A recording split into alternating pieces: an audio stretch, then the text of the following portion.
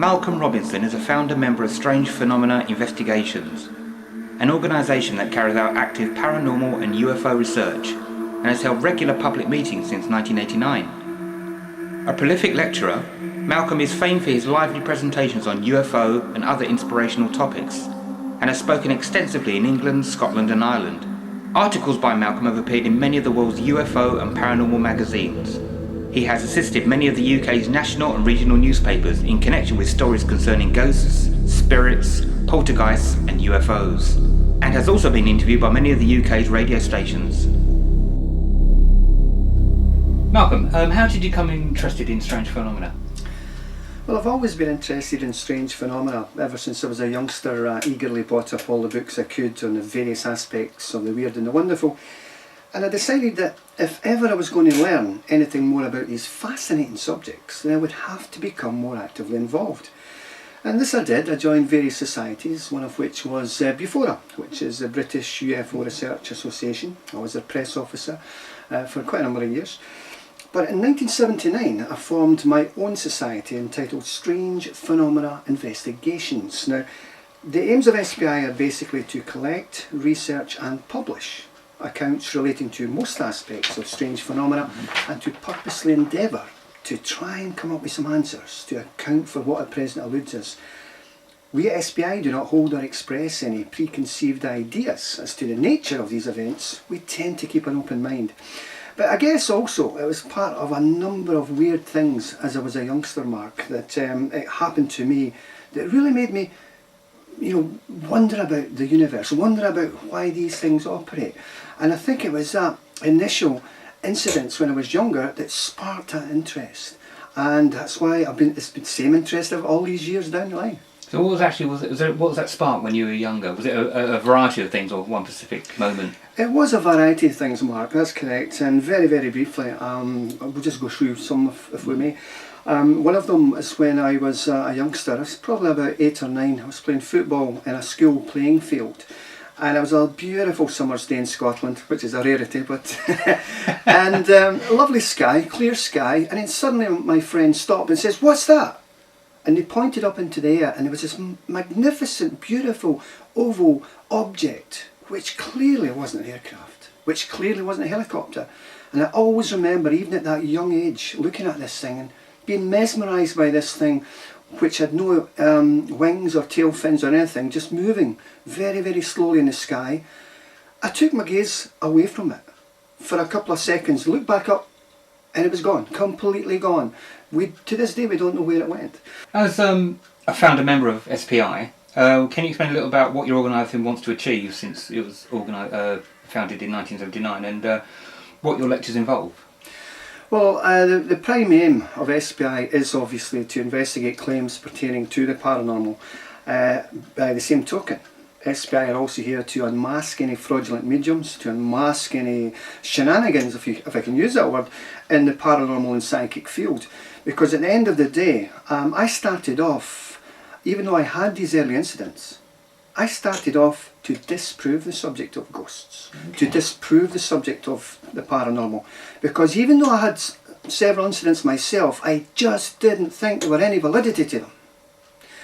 It's like anything else in life, Mark. Once you start really putting yourself forward in this track, then yes, there's a lot of shenanigans, yes, there's a lot of charlatans out there ready to pull the wool over your eyes. But I soon found out that there is no smoke without fire. That there clearly were a substance, a nucleus of phenomena that clearly defied explanation. And I'm not a scientist by any name, I'm not a physicist or anything of those nature's capabilities at all. But I can safely say that there's something very bizarre operating in this universe of ours.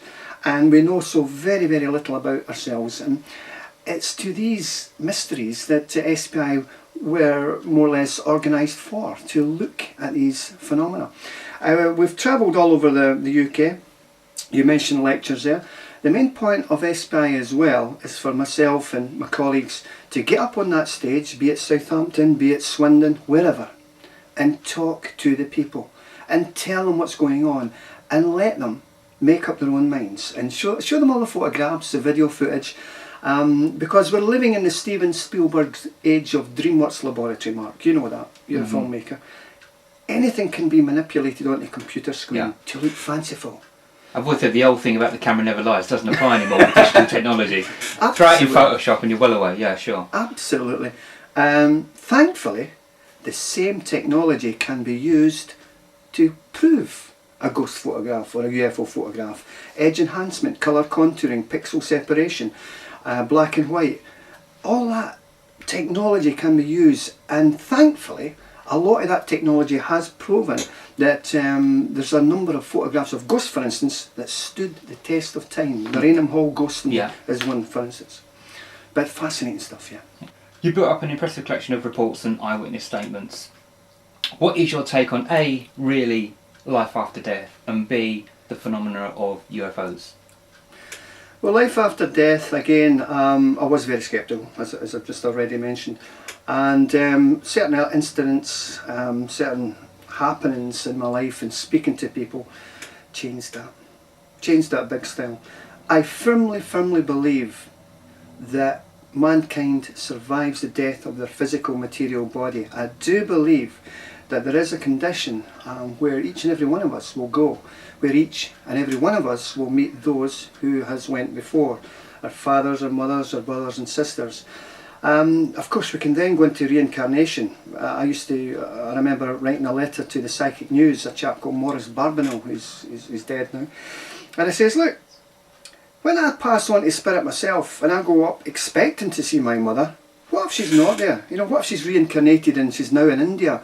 And his reply was that that doesn't happen, that people will stay to meet and greet, because time has no meaning, does it? Time has no meaning, correct, on the other side. So therefore they would ensure that you would be met on the other side. Now, okay, it may sound fanciful and whimsical to some of your viewers, and I appreciate that. Do you think the barriers between spirituality and science are breaking down? Especially now people go on investigations, they're taking equipment with them, scientific equipment. Also, within the last 50 years, the process of quantum physics has a lot to do with it. What's your take on that? Do you think that the barriers are breaking down, or are they becoming further apart? No, absolutely not. I think the barriers are breaking down. Science and human understanding, we have a lot to learn. We know that. Understanding is like a big long ladder reaching from the ground into the sky, and humankind is only on the second rung. We're so much to learn, and I think science is starting to produce mechanisms whereby we can look at this different universe, this different. I think it is all dimensional, absolutely. And when we speak about UFOs, it's not necessarily extraterrestrial. Again, it's dimensional. Now this is where I get interested. Exactly. I think it's this dimensional thing again. Yeah. And I think that they are, you know, all these different variations and dimensions are there. It's a multi-universe, if you like. You know, the quantum physics, and once we fully understand quantum mechanics, quantum physics, I think the answer will clearly lie in that domain. Absolutely, 100%. I mean, years ago, I read about a device called the Spiricom. This device that you could, you know, it's like, you know, the dead coming through this telephone device, and then you've got the TV sets where on an offset channel you can see photographs or pictures of the deceased and stuff. I think we need to look at ways of going beyond the barriers, going beyond this, because although infrared film is fantastic, videotape, etc., we need more than that. Yeah, Absolutely. I agree. Yeah, we need more than that. I think, especially with going back to spirit, I think a lot of the Victorian ways of doing it, which are still evident now, really need to be washed aside. I think we need to look at a new way of exploring. There's no right or wrong way of doing it, I know, but we need to look at some new ways of trying to connect to that other dimension. I'm totally in agreement with you there, and that's why I'd like to see more and more scientists become involved with the subject. And the sad thing is, I don't think they're too quick to come into our subject, simply because of the peer pressure from their fellow colleagues, etc. We've had that in ufology. Professor John Mack, came into ufology and he got ridiculed left, right and centre. What on earth are you doing going into that subject? But he was such a fantastic guy, and he gave ufology such a tremendous wealth of knowledge and understanding. People say to me, you know, would I be disappointed when answers are truly come to the fore, i.e. if Loch Ness Monster was explained as a big sturgeon fish, for instance, would I be disappointed and pack my bags and go home? I'd be slightly disappointed, but at the end of the day, mysteries are there to be solved. It's SBI's belief and our insistence that we must try and get to the bottom of each and every mystery. I think with a lot of things also, going back to the Victorian way, is, you know, we've had thousands of years of folklore building up misinterpretations, and people still clinging on to those old ways. Yeah, absolutely. Folklore and misinterpretation of what people were trying to say in those days is I think when you look at folklore and everything it has to offer, you know, I know it sounds bizarre, like fairies, elves, goblins and stuff, people say that there is a dimension for these wee fellas as well. Can you tell us about some of the stories that you've witnessed and some of the events that you've witnessed?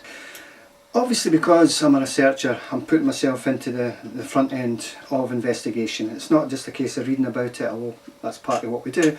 It's getting out into the front line, so to speak. And the following stories that I'm about to relay to you did actually happen. One time we were in a house in the village of Stirling in central Scotland. Again, we were there because this lady claimed that there was strange things occurring in her house. There were ornaments floating up from the shelves, going back down. There were the usual cold spots, etc. There were voices in the house. She didn't know where they were coming from. It wasn't a TV set. It wasn't from outside. To cut a long story short, she took us up into one of the bedrooms where it was very, very haunted, and a lot of phenomena occurred in this bedroom. Covers being moved up and pillows going down, etc. SBI, we always work with fellow researchers and a really good psychic medium, and the lady we used that night was a lady called Helen Walters. And we always work in darkness. We set up the equipment with the lights on, and then we switch the lights off, because we believe that it's a good ambience. It helps us and possibly helps spirit, maybe not, to come through. So once we were happy with the cameras, we switched the lights off, and then we're sitting there looking about, listening for any sound. And you've got to be careful, because water pipes and the house heats during the day and cools at evening, and the floorboards can creak, and people can misread signals as if it's spooky, it's a ghost, and it's not. It's just the house cooling down. So we're listening for all the sounds, and then I question, why am I doing this? Nothing ever happens, you know, this is terrible, nothing's happening. And then suddenly the whole room exploded in a myriad of tiny pinpricks of white light. There were thousands of them all over the room, Mark. It was like a kid's November the 5th sparkler. You know those handheld sparklers, like waving it about. Whoa, what is this? And our psychic, very, very calmly, says, Malcolm, that's just pure psychic energy. I says, I love it, it's wonderful. And then maybe about 14-20 seconds later, again like the dimmer switch, it just dissipated, and the whole room was engulfed in blackness again. So we rushed to the VCR, press stop, press rewind, press play, fingers crossed. You must have captured this. Surely the video cameras have captured this. Play. Nothing. Absolutely nothing was there. And it's like I said before, even if we did capture something on tape, would anyone believe it? They could say it was manufactured. And this is it's sad, because these things you're trying to get a handle on, you're trying to prove to people. And that was one of many different incidents that's occurred to me over the period of time that I've been involved in this subject. One of the most fascinating series of UFO sightings that I've ever been involved with occurred above the small Scottish town of Bonnybridge, which is situated in Stirlingshire in central Scotland. Now, initially how I came about that was I was listening to a radio broadcast on Central FM. It's a Stirling radio-based station, and they were telling their listeners about a wave of UFO sightings occurring above this small town. So I got in touch with the radio presenter. They were interviewing a chap called Councillor Billy Buchanan, who was dealing with these sightings at the time. So I got in touch with Billy, and Billy welcomed me with open arms. He says, Malcolm, I just don't know what to do here. He says, I just don't believe what's going on here. I was elected to serve this constituency. I was elected to serve these people, be it, you know, a broken fence, a broken water main, this, that and that. But they're coming to me with these strange stories of UFOs. What am I going to do? So I got involved with Billy, and we did some initial research, and clearly there was a case to be answered. Some of the sightings in Bonnybridge defied explanation, Mark. These were not your aircraft, your helicopters, etc. These were a case of X-shaped device, lens-shaped device as well. There were lights coming down from the sky. A whole range of different things were being seen in the sky. They were sighted by youngsters, middle-aged people, elderly people, police officers, fire officers. A whole spectrum of different people were seeing all these objects in Scotland. It became so big that in 1994, we held a public meeting in the Falkirk Town Hall, which drew 800 people to hear me talk, a chap called Philip Mantle, and there was a rock band called CE4 from Glasgow who write and perform their own songs on UFOs. They were on stage. It was a wonderful night. 800 was there, and 300 to 400 people were locked out outside, couldn't get in. Dressed in their finery, couldn't get in. You have no idea what was going on in those years. It's absolutely incredible. It soon made not only Scottish television, it made the BBC, it made Yugoslavian, Italian, French television. It went all over the place. It was absolutely incredible. And some of the cases that I've been involved with in Bonnybridge, to me, are the real deal. Are the real deal. And I think there's something very mysterious going on in Bonnybridge. People say, well, why Bonnybridge? You know, what's so amazing about it? And the thing is, all we can safely say is that there are certain areas on this planet which are known as UFO window areas or hotspots, which attract a higher concentration of UFO reports than anywhere else. But why Bonnybridge? We really don't know. The sightings were getting more and more. There were every day there were more and more sightings coming to our attention. It got so bad, Mark, that we decided that we have to get something done about this. We just can't cater for all these sightings ourselves. So we then petitioned Prime Minister John Major, who was in power at that time. He was the Prime Minister of the United Kingdom.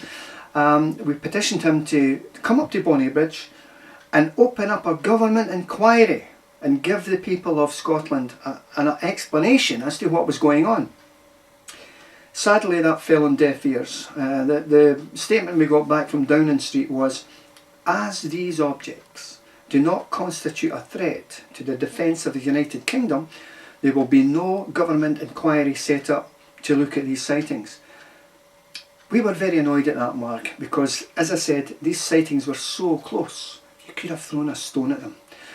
And when Tony Blair came into power, we then did the same. We petitioned Tony Blair. The same title statement. It was not a threat to national security. It is my belief that the governments of this world do indeed know more than they're letting on. Under the Freedom of Information Act passed initially in America some several or more years or so ago, many pre-classified government documents, NSA and a whole range CIA documents clearly showed that they did know what was going on, that they were aware of this. So when myself and my colleagues did some investigation into the British documents in Kew, we saw clearly that the British government has lied to the people of this country for many, many years, that they were aware of what was going on in the UK, and several of the documents we looked at were heavily blacked out, you know, and even then we still don't know what was going on.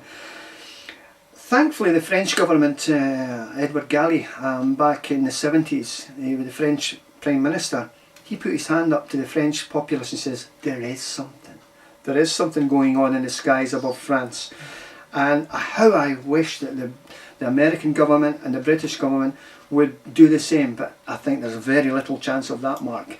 We're trying ever so hard to get more information, get more files, but I think the government, as I've already said, I don't think they're quite ready to open up the files as to what they have at the moment. But for me personally, here in this day and age, I firmly believe that humankind is interacting with some form of non-human intelligence, something that's probably been with us from time immemorial. Christians say that God made man in his own image. So whose image? The small childlike body, the pear-shaped heads, the black and almond-shaped eyes. So the traditional greys. Yeah, absolutely. Yeah. Do we have one God or a plethora of gods? You know, it just begs the question. We, SBI, since 1989, I've put on monthly lectures, firstly in Scotland, then in London, and now in Surrey, in Croydon in Surrey. That's every single month Since 1989 I've put on lectures, admittedly apart from the last 2 years. We've started up in Croydon now. We're bringing what we believe and hope to be some of the best speakers in the country on ghosts, on poltergeists, on Bigfoot, on various aspects of the weird and the wonderful, and we're giving them a chance. We're giving them a chance to go up there and talk about what they are involved with and what they love, and it gives a chance to the people of Surrey to come along and listen. They may not be converts, they may not be anything, but it gives them a chance as well to really find out if there are any substance to these stories. It gives them a chance to ask questions. Our next lecture is going to be it's a very controversial lecture. It's Marcus Allen who's going to be speaking, did we really go to the moon? And he claims that he has evidence to suggest that we didn't. Good opportunity for Joe Blogs to come along and find it themselves. I'm going to be there for that one. Malcolm Robinson, thank you very much. It's been a pleasure, Mark.